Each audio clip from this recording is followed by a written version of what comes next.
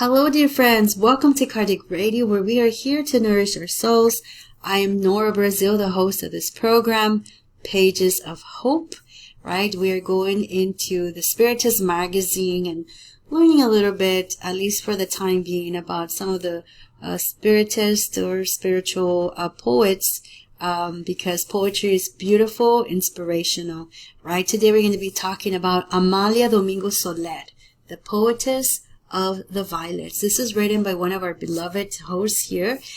She is a part of the team Prayers Fridays, and she is a poetess herself. Beautiful, beautiful prayers and messages. So Miss Alba Morales, thank you so much, Albita, for sharing this beautiful knowledge, right?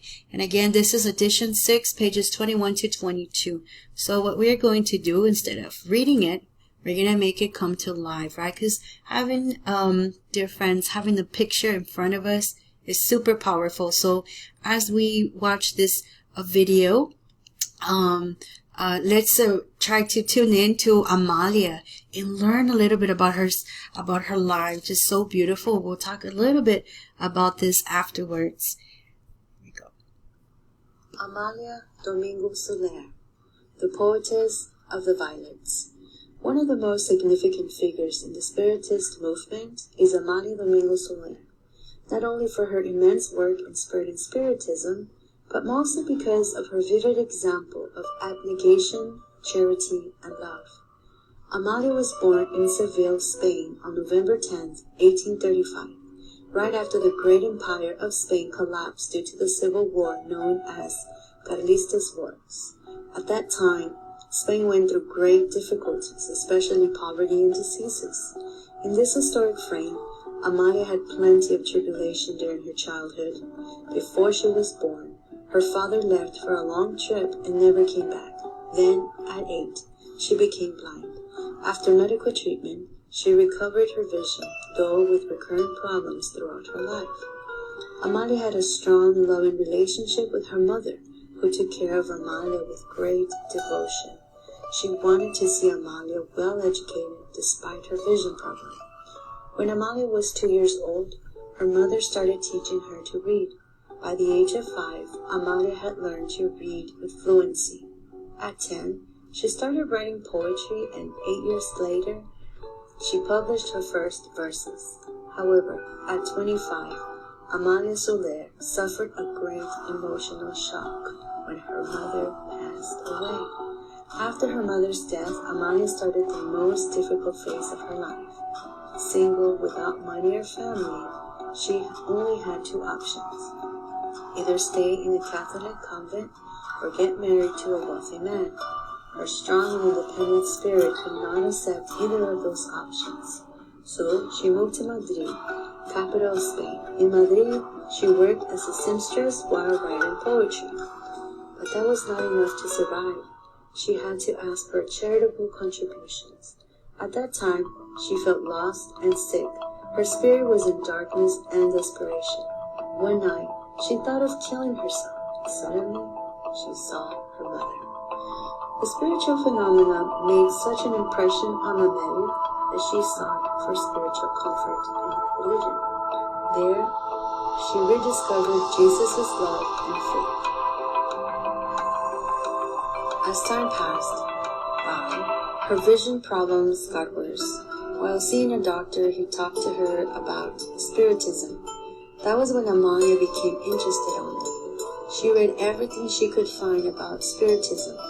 She got involved in Spiritism to such an extent that she started writing Spiritist articles.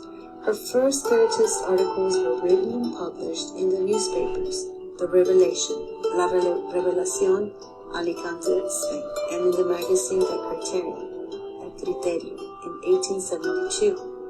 Amalia became well known in the Spiritist movement on March 31st, 1875, when she read her poem, To the Memory of Allan Kardec, during the celebration of the anniversary of Spiritism. She became famous for her gift of writing and her true commitment with the Spiritist movement. On May 22nd, 1879, she founded the Spiritist Magazine, The Light of the Future. La Luz del Porvenir, remaining as its editor-in-chief for 10 years. Her Spiritist friends from the city of Alicante offered her help. They want her to work as a medium full-time, but she, as a conscientious Spiritist, kindly refused the offer, knowing of the inadequacies of such a proposal. The poetess continued working during the day and mediumistically writing in the evenings. She worked in collaboration with different mediums, Maria, Eudaldo, and Miguel Vives, through whom she received the beautiful messages of Father Germain, her spirit mentor. She wrote several books and more than 200 articles. Her most popular books are Memories of a Woman, Facts That Prove I Forgive You, her most beautiful writing, Spiritist Tales, Memories of Father Germain, recently published in England, Bouquet of Violets, and The Greatest Virtue. Amalia returned to the spiritual realm on April 29, 1909. Since then, several mediums have already received her messages, one of them being Divaldo Franco, a renowned Brazilian Spiritist medium. Amalia Soler's work has great influence within the Spiritist movement, especially in the Hispanic countries. May Amalia's lifelong examples inspire us as well.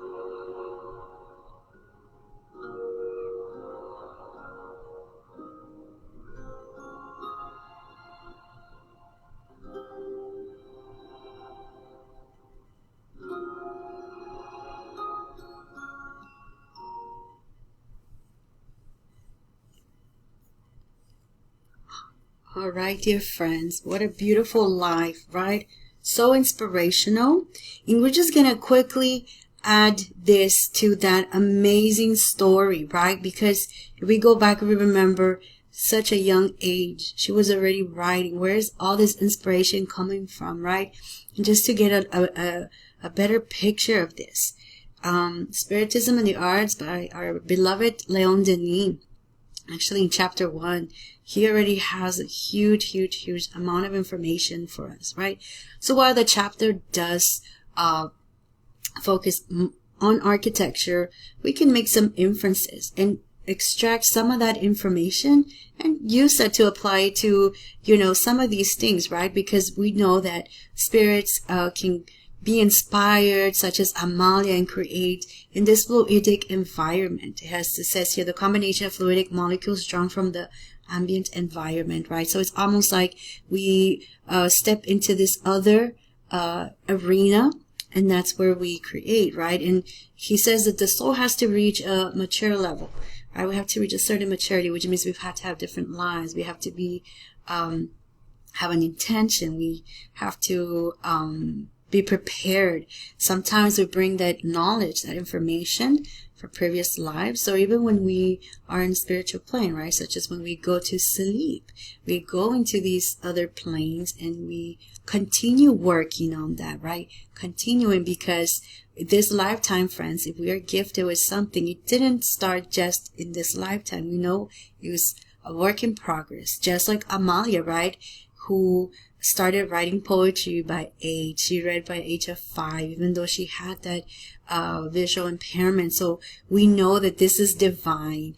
And this is just for us to get an image, because it does say that when we are in the process of being prepared and when we're getting everything right, it's like we're given like this little key, right, that Leon, through, I think the spirit's name is Estet. I think that's how you pronounce it, dear friends. Pardon me if I'm not saying it 100% correct. But, this description, how it's like we get this key or a taste. And the way easier to visualize this area is almost like we go into this quantum room, this divine room, right? And we go in there, we grab what we need with that key, right? And so then when we come here, we start to slowly open up those gifts, little by little, unraveling it. See that essence of beauty. So you can imagine Amalia also working like this, and that she's writing all those beautiful fluids and inspirations around her. We are also told that the way that we, put forth, right? The way we express, there's the word, dear friends, the way we express our art. And for instance, Amalia, there's different ways. We have the earthly plane versus spiritual plane, right? They come together as a medium. Again, I won't read the whole thing, dear friends, for the time, but 2 things from each, just so we can get an idea of the difference. In an earthly plane, as we are putting forth our inspiration, whether it be through an art, through a poem, which is art, right? We think of it as and let me show you right here, thoughts projected like on a grayish screen. So it's still tainted. It's still not 100% pure, right? He also describes it's almost like a resistance, right? Because we still, in instance, in the writing, Amalia still had to grab the pen and the paper, and she had to go through the forces, right? Gravity and so forth. But I do, and I wanted to share this. The beautiful thing is that when we do process or express ourselves through art, it's a symbolic of faces. The majestic unity symbolizes the spirit of people, the genius of a race, and the soul of a religion, right? So isn't that beautiful? Because right now we are connecting through Amalia, and that's exactly how the manifestation is, right? In an earthly sense. In a spiritual plane, it's divine, instant, at will, right? And I love how they describe the walls. And the reason I say this, because imagine being someone going to this place, dear friends. The walls are animated and elastic and everything, and then you see all these hues. Of course, you're going to come back to this plane super inspired, amazing, right? And as we are being used, like Amalia, she was inspired through the thought of God. So it's like all her mentors, right? She wrote a book on mentor, Padre Herman, right? He was inspiring her. And this is something that also I think relates so much, because not only are we inspired, but we can learn more about Amalia, who showing us about this, right? So these are spirits, they go into what they call these like artistic circles. And so here we have a higher spirit who lives in a higher world, and he's like he or she or it, whatever, the essence, right? It's like a teacher, and everybody, all the students are around, and then when they're done with the lesson, and they return, right? So in Amalia's case, she comes back to Earth, and other people go to different planets depending, right, where we're at. So that's a great insight from Leon Denis and Estelle for us to see how magnificent and amazing it is to just enjoy Amalia. So, dear friends, I am going to read one of her beautiful poems, and I'm going to go very quickly with this. I did have some technology issues, and I couldn't get my computer started, so I might not be able to sing today, but I think it's really nice for us to listen into the poem. It's a long poem, right? Because Amalia is very detailed as she is discovering herself. But this poem is actually Spiritism, and it's where she's describing what Spiritism means to her. So as we're reading it, it's a raw translation, meaning it's not official. There's things that are put in here, like paraphrased and so forth. It's just really for us to get a glimpse of one of her poems, because here we are studying about her, seeing how amazing she is, and then let's get a feel for her. So let me play the audio here. It is Spiritism, the profound consolation mortals found on earth. No unsettled limbo, heavenless, nor from hell a dreadful war. Man finds within, clear and unveiled, where it becomes logical reason, cause and effect of the problem without sin of origin or anathema, no treason. Fair, clear, easy and simple, truth flaunted without any doubt, preference without humiliating others, nor preeminences of fortune routes. Spiritism only shines the nobility of the soul and not the cradle, for the spiritist earns the work of the only true progress, label. Religions paint a god at their whim and whims. I looked for him in all of them, but haven't found someone to calm my anguish and anger dims. The God that mortars have formed surrounds him with doubt the thistles, and nothing more horrible than doubt. Happy he who hides behind faith. whistles. In the temples at the foot of the altars, I wanted to find God, hearing masses and listening to the monotonous songs of incense among indecisive clouds, chants. Envied the men who, by the thousands, listen with placid smiles the stories of long traditions, miracles, saints, and visions. I envied them, yes, because in my longing, I did not find God. In my agony, a myth for me was always heaven, purgatory, scam, merchandise, begging, looking for my pain, some consolation. I crossed the seas, and in such a wonderful day, as I contemplated the deep waters, I paid homage to the Maker of the world, prayed. I found God in the middle of the oceans in their quiet and serene nights, no longer remembering my homelands, forgot my pains and sorrows, lack of lights.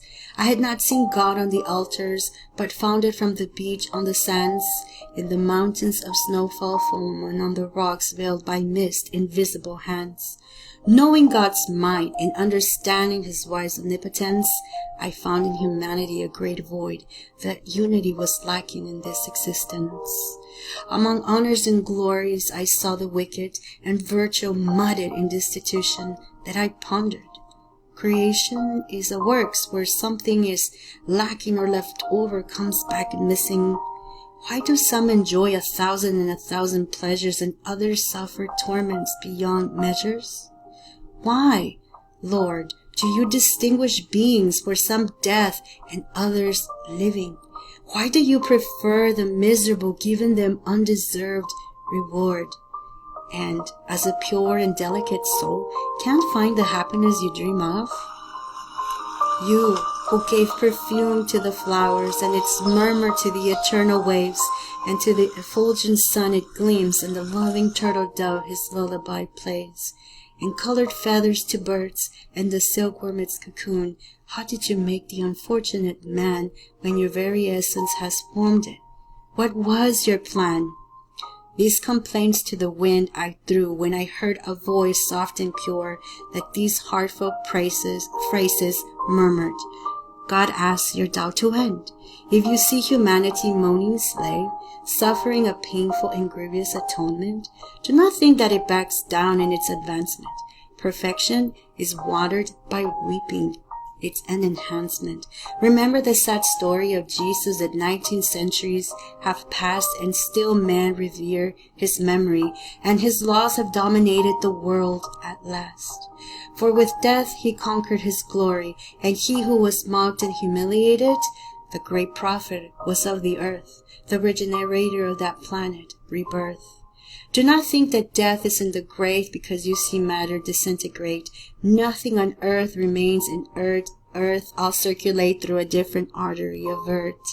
In my revelation, I come to offer you the causes that gives effect to misery, because God in his just omnipotence for none has preference, just consistency. To each one he gives what he has earned. To the spirit he gave free will, and this one by his grievance dominated. He lives according to his mad rampage. For eternal progress destined, prefer the quagmire or the clean river. May his journey last for years or centuries. He walks towards the all, not to the nothing, a giver. There are worlds 1,000 where beings. They find elements of art and life mixed with collections of sufferings. Universal harmony not understood. Well, if the pleasures were eternal, it would be his unknown sensation and have equal weight on the scale the reality of good hope, liberation. Hope is the voice of the ages, and Spiritism its language, source of logical truths that in the source of God's streams takes. Console 1,000 hardships, star of light that appears in the east, and Spiritism is the great science that you can define your existence. The voice stopped modulating sounds. My heart beat. I feel my mind profound, sprout confused thoughts which gushed from the volcano, its boiling lava. The light was penetrating my senses. I understood the omnipotent justice, and I saw that creation is a work, that nothing is needed or left over, just consequences.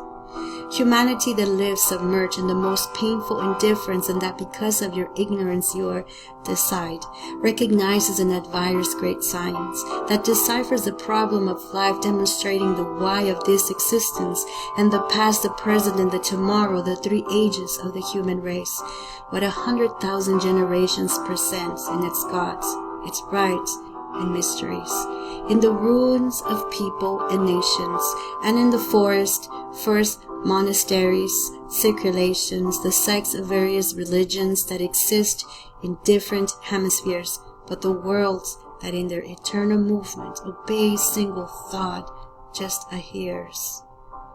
By Spiritism, they are linked, forming a blessed chain. One in the other is imprisoned, and they compose the whole of life. Back the proud who blazon of having marked a measure at the same time. For time there is no prescribed limit, because this one, like God, is infinite.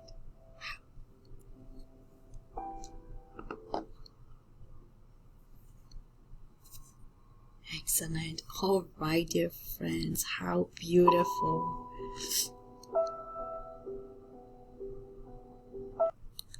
All right, dear friends. Well, that is today's lesson. What a beautiful way. And I will see you guys next week on Thursday. I hope you guys enjoyed the presentation and that we enjoyed this beautiful poem, because it really touched our souls. Amalia, thank you so much. Albita, thank you for writing such a beautiful piece, and for all the pages that collaborated in order to do this research. Until next time, God bless.